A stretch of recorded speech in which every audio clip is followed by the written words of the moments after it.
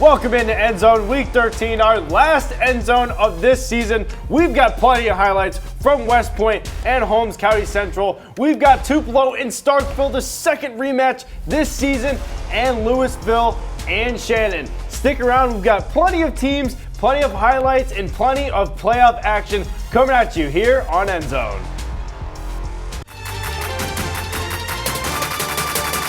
WCBI Sports End Zone Show with Carlo Barone is brought to you by Carl Hogan Toyota, Fastnet, powered by Ford County, Scruggs Farm Lawn and Garden in Tupelo, nothing runs like a deer, and Clark Beverage Group.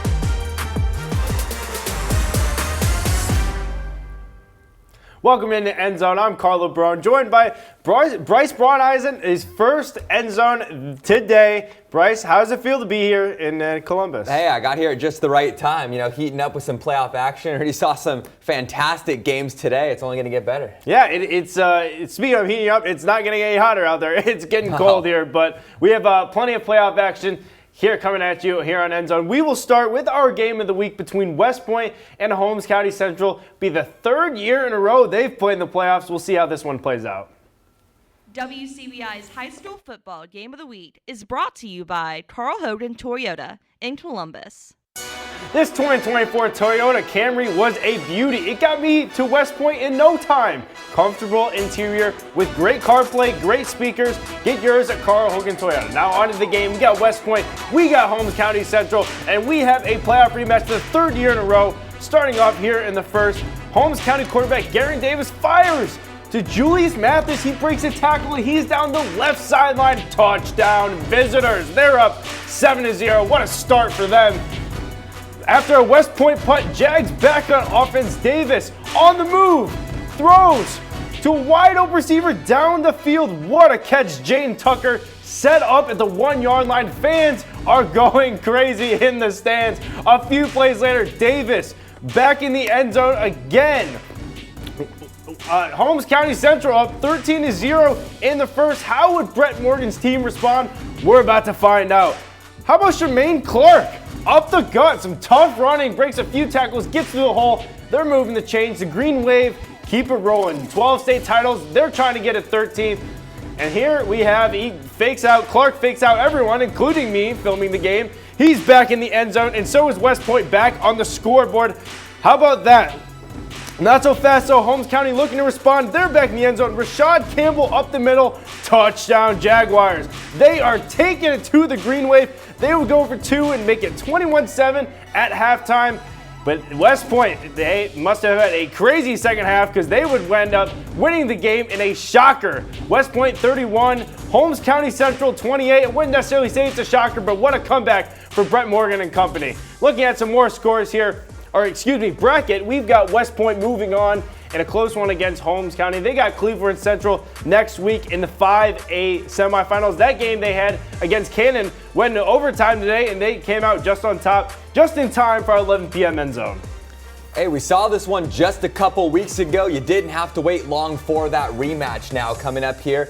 A big rivalry meeting up again in the playoffs. Starkville and Tupelo on the blue turf. Tupelo looking to stay undefeated on the season and take down their rival. We're going to start off here. Noah Gillen fakes the handoff, throws deep. Ashton Blanchard, there's a flag, doesn't matter. 30-yard touchdown, extra point is good. Tupelo strikes first. Starkville on the drive now. Throw complete to Davis Harrelson. Going for the goal line, pops that ball out straight into the hands of Chris Ivy for Tupelo. Breaks the tackle. He's got nothing but blue in front of him. The only question is, can he take this one all the way? Just gets taken down from behind, but great field position there. Tupelo head coach Ty Harden says, hey, we got to put some more points up here. Few plays later, hands off to J.J. Hill. Hey, we've seen this story all season long. J.J. Hill in for the 15-yard touchdown. Tupelo. Starkville band trying to fire up the team here. Early second quarter. Starkville driving, roughing, throws to the corner of the end zone, finds his wide receiver for the touchdown, just gets that toe dragged and in. And like we said, this one lived up to that hype. Tupelo just escaping with a 35-34 win. Man, can't get any closer than that. Look at the bracket now. Tupelo will be taking on Madison Central in the 7A semifinals, looking for a trip to the state championship game. Madison Central's been destroying everyone all season. That's going to be a great test for Tupelo and a great game for the people like us that get to talk about it. So, moving on, we've got moving on, we have a score. We've got Grenada beating Neshoba Central 31-7. They move on. Looking at here the 6A bracket, they've got Warren Central next week after their win against South Panola earlier on Friday. Great battle there we'll have next Friday in 6A to move on to the move on to state. But we are here in Louisville. They had New Albany. Wildcats hosting unbeaten New Albany early on in the first. Third down, Brayden Shettles rolls out, and he's going to throw. He's going to find Isaiah Simpson for 14 yards to keep the chain moving. Later on, Shevels is going to call his own number, the keeper, but he would be stuffed at the line. The drive stalls there, and back on the offense for Louisville. Fourth down, Xavier Hunt back to pass. He rolls to his right, finds Cameron Triplett with a spectacular catch inside the 5. They're set up nicely. More for the Wildcats. He's in for the 2-yard score. The 2-point conversion would be no good, so it'd be 6-0 Louisville. And after a 3-and-out by New Albany, Louisville back on offense. Hunt is going to find Zayden Jurgen in the flat. He's going to break a few tackles, make a few nice lifty moves, and he's down the left sideline inside the 15. They're in the red zone, the gold zone, as you might want to say. Later on, it's Jurgen again, right up the gut, inside, touchdown, 6-yard run. 2-point conversion, no good. It doesn't matter though. Louisville led 12-0 after the first quarter, and they kept it rolling. 39-7 victory. On to West Lauderdale taking on Shannon. Red Raiders here. Start of the game. Knights will kick this ball off, only for the Red Raiders to fumble the kickoff, and it's going to be recovered by the Knights deep in territory. Can't ask for much better field position than that. And how about this? Trayvon Mosley runs up the middle, picking up some yards. He'll run it again here on the goal line. They're trying to get something going, but the defense is actually standing up strong with that field position there, and it looks like they didn't actually score there. They got stuffed there as well. Both teams didn't score in the first quarter here, and this one was close all the way to the very end. Defenses stood up strong, but West Lauderdale just had enough to advance there, 26-23 over Shannon. As we take a look at the bracket now here, West Lauderdale and Louisville. That's a pretty good game set up there in the 4A semifinals next week. Two area teams, too. That'll be a great battle for sure to move on. We got more on ENDZONE, of course. Why wouldn't we? We got East Webster and Aberdeen. Updates from Rosa Fort and Choctaw County, Seminary and Noxubee County. Stick around. We've got plenty of playoff action here for you on ENDZONE. Kamario Taylor trying to lead his team. Did they get the win? Stick around. Welcome back. We got a whole lot more action. Headed over to East Webster now on a chilly night as they took on Aberdeen for the second time this season. Bulldogs try to muster up something, but no do there. Wolverines come up with a big interception to freeze that Aberdeen drive cold. Shout out Maud Jones on the pick for the Wolverines. He's going to get some water freshened up there for the next drive. Aberdeen back with it again on that next drive. Punting it away, though. The punt is going to be muffed, but looks like it'll be crisis averted. Big pile up there, but East Webster will keep possession. Everyone trying to warm up a little bit. Cheerleaders trying to stay warm and fire up that crowd for this last drive of the first half here. East Webster looking to score before the half again. Passes complete to Dagan Crowley, and a whole lot of yak here. Gets them all the way into Aberdeen territory with time ticking down. Next play, they're going to go ahead and pitch this one out to D. Bingham, and this guy made things happen here on this last drive. Look at him go. He sees the end zone, 10-5, dives to the pylon. Looks like he got it for the touchdown. They're going to rule him just about a yard short. Doesn't matter, though. His fan club in the back of the end zone loves that one, and he'll make up for it on the very next play. Big pile up on the goal line. Everyone went there. Bingham went just left, and he'll score a touchdown there for East Webster to go up 20-0 at halftime, and just more of the same in the second half. A big shutout win for the Wolverines, 35-0 over Aberdeen to move on to the next round. Looking at some more scores here, we've got Choctaw County, Caleb Cunningham, Jeremiah Miller, and co. getting a nice shutout win. And with all those names on offense, their defense played a great game. They get the 37-0 win to advance in the 3A bracket. And Seminary taking a 30-point L to Noxubee County. Kamario Taylor and co. putting up another 40-burger. This time, the playoff edition. Looking at the updated 3A bracket, which I personally think is probably going to be the most competitive in Mississippi in any division. We've got Choctaw County versus East Webster next week. That is 2 area teams. So we will have highlights for you on the Friday show next week because this is our last end zone. But then we also have Noxubee County taking on McGee in the Final Four as well in the 3A playoffs. Should make it interesting down the stretch there. 3A is one to watch here, folks. And this one is a surprise to many. Calhoun City goes down 38-12 to Charleston. Not close there to end Calhoun City's impressive season. We'll go on to the 2A bracket now. With Calhoun City out, this one's a little more open. Northside and Charleston will play in the semifinals now. Winner, of course, to the state championship. And we'll see how that one goes at this point. Coming up after the break, we've got Vardaman. They're on a undefeated season. Are they going to keep that one alive? We will see. They took on Baldwin in some 1A action here. Baldwin coming in, trying to play spoiler. Then we've got West Lowndes and Myrtle. And then we have an update from Sullivan versus Winston County. Stick around. We got plenty more. Welcome back to End Zone. We will head out to Vardaman, where they had Baldwin on their schedule in the playoffs here. Vardaman trying to keep their undefeated season going, and that's not how you do it on a bad first snap. And they turn the ball over. Baldwin's Chancellor Prince recovers it at the 1 yard line. They're set up about as good as you can get it here, folks. Dylan Johnson's going to hand it off to Terrell Robinson. Walk-in touchdown. Baldwin 1-0 there, or 1. They score first, rather, 7-0 on the road there. Brady White, Vardaman quarterback, is going to roll out, and he's going to find Brandon Bedford for a big gain, keep the chains moving.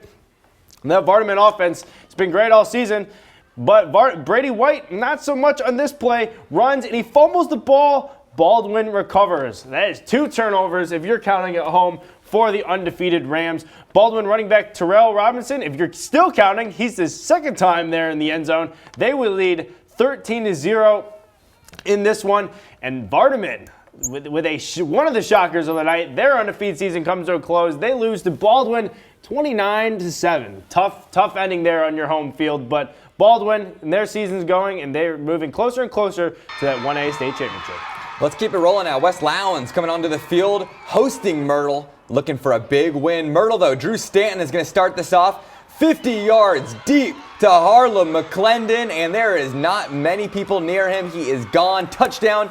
Myrtle strikes first, but here comes West Lowndes trying to fire up their home crowd here. Handoff. He's got a lot of room right up the middle, and look at him go. Big gain there at about 20 yards, so let's just keep doing it. The run was working tonight for West Lowndes. That's a touchdown there. Didn't even get tackled. Easily crosses the goal line there. The cheerleaders are hyping up the crowd, ready for hopefully a big win. And now West Lowndes, that defense stepped up big tonight too. When both sides of the ball are working, you see a result like this. And there you go. Another huge run there. Going to take this all the way down into opponent territory. He's still going. That's an angry man run all the way down to the 1 yard line. And we know what's coming next. I'll tell you right here. It's a touchdown right up the middle. He's not even going to get touched. That run game was beautiful tonight for West Lowndes. The 2-point conversion here is going to be good. Why not just run it again? It's been working all night. And this one, they win handily. 46-12 in front of their home crowd to advance to the next round. Now let's check out that bracket, see what to expect for next week. Baldwin and West Lowndes. We just saw both of those teams there, and both won pretty handily. So we could have a real heater of the game next week. I think we got 2 area powerhouses going against each other. That'll be a great game. The winner advancing to state there. But yeah, I'm ready for that one. I just saw them play. That's going to be a really interesting matchup. Yeah, I think so too. I think 1A and 3A are 2 of the most interesting divisions, especially with teams in our area, because a lot of them have made it so far. And like we mentioned with 3A, with Choctaw, you've got Noxubee, you've got some of the best players. Talk about in the whole state. You got 5-star, another 4-star Camario Taylor, and you know, who knows when the next rankings come out? He might be a 5-star if they expand it. But like I said, 3A's got to be the most interesting division. We've got a lot of good matchups on the table for us next week. Yeah, I can't wait. Well, coming up, we still have an update on Sullivan over in Alabama. We'll see if they pulled it out to advance to the semifinals. Then we'll talk a little bit about what to expect for some big semifinal matchups next week. That's coming up just ahead.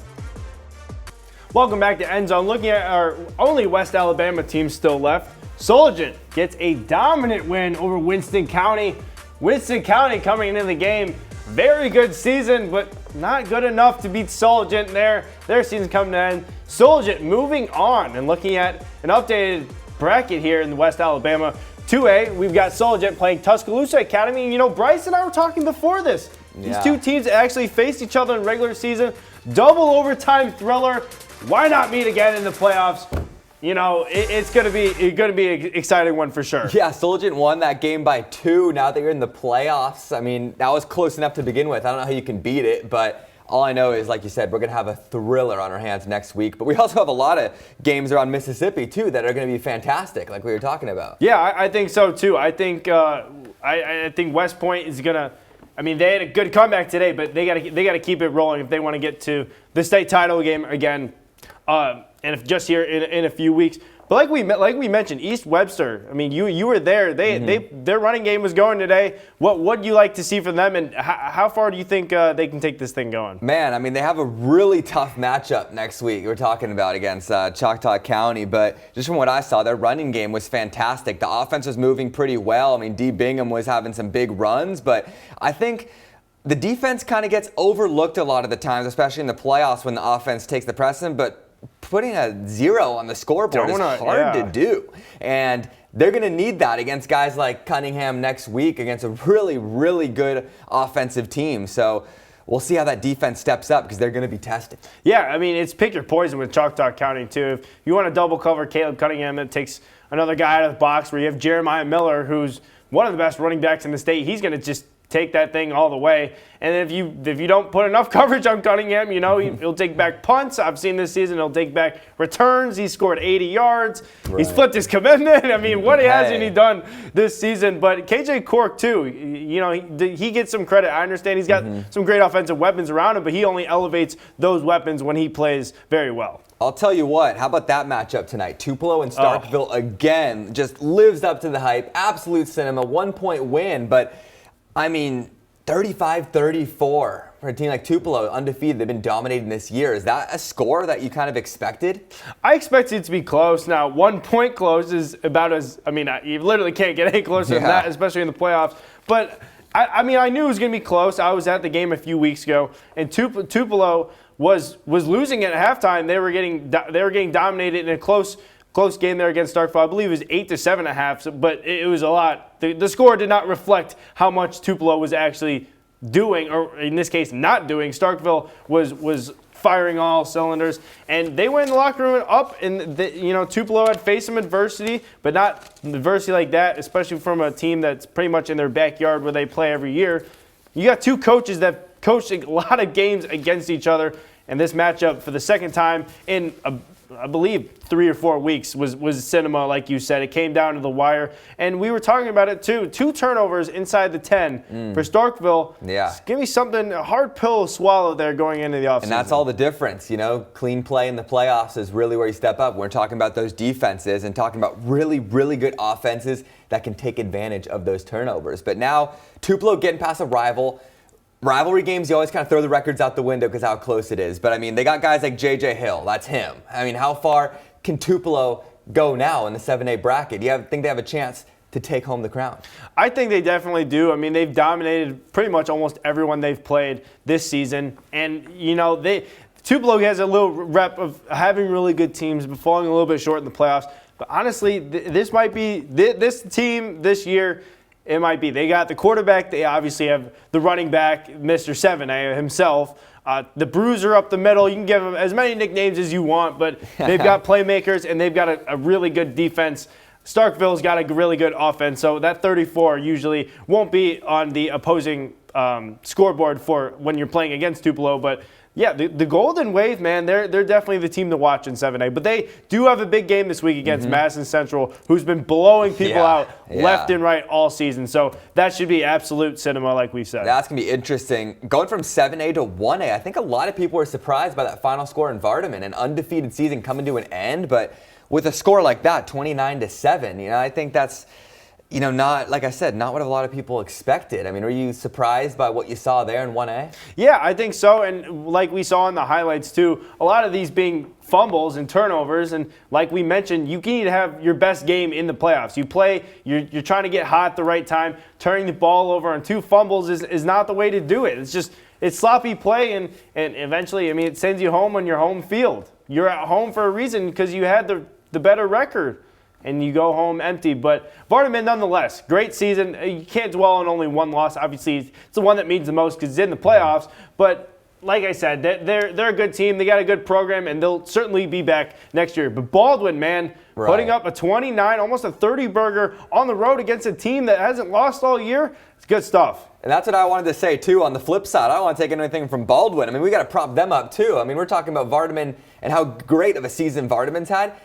What a great game by Baldwin. Yeah. With that being said, to come into Vardaman and win on the road in the playoffs. That's just impressive. Now Baldwin taking on West Lowndes. We saw that run game really cooking today too. So that's going to be a really interesting matchup in 1A, I think. I think so too. That will be definitely be a battle of who's got the better ground and pound, as people say. Yeah. Good offensive line, and you got a strong running back there. But we have to talk about 2A, Calhoun City. I mean, before this week, they're allowing 6.5 points a game. Yeah. And they give up 32 to Charleston. Would have never guessed that. If I had to pick two teams going into night to win, probably would have been Calhoun City and Vardaman, which, I mean, 0 for 2 there. But I'll tell you, the loser of that might be 1A, because Calhoun City moving down next year, coming down angry after this. Yeah. I don't know, but we've been waiting tonight to see that top play. Yeah, we got to see that. That's true. Let's see that Fastnet speed play. And what else would be from the absolute cinema of a game that we had earlier? Starkville Tupelo, of course. This fumble pops out. He's going to take it down the left sideline here. That's Chris Ivey, man. I thought he had the juice to get there. Look at the sideline firing him up. But hey, that's all you could ask for. Look at the fantastic defense there. And like we said, it's plays like that. They keep them undefeated and keep their season going. The game, 1 point game, 1 point win. Plays like that make all the difference. Ty Harden's got him well coached there up in Tupelo, just about an hour from our station, man. You know, that we've had a great week at ENDZONE. We've had a great season at ENDZONE. Thank you guys for tuning in. We will have more updates from high school football going forward. But that's all for ENDZONE. I've been Carlo Barone. This is Bryce Brauneisen. And we will see you guys next year at ENDZONE. But stick around WCBI because we're always around. The Fastnet Speed Play, brought to you by Fastnet, powered by 4 County. Fast, affordable internet service from the people you know.